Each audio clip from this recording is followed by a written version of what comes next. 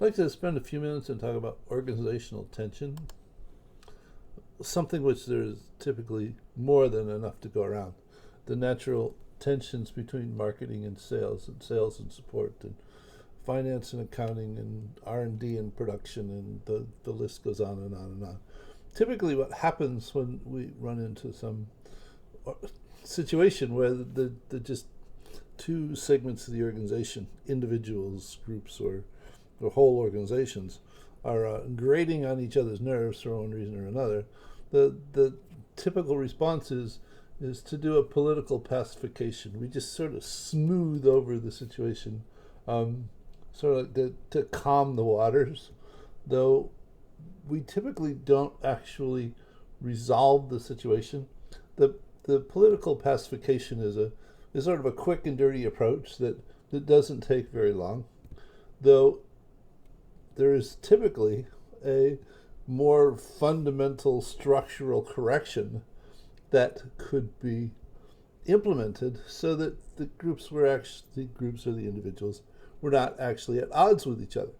Though this approach is one that typically takes a lot longer and involves the cooperation of the individuals or groups and someone responsible for those groups.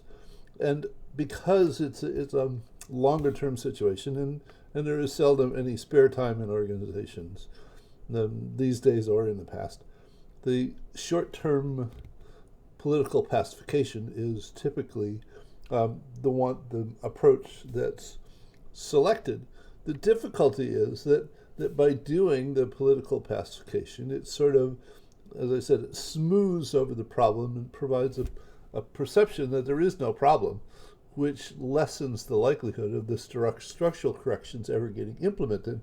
And this is a vicious reinforcing structure that sort of implies that the more political pacification that you do, the more you will have to do in the future, because the real underlying cause of the problem is not being addressed, and typically problems that are not addressed get worse. Seldom do they solve themselves.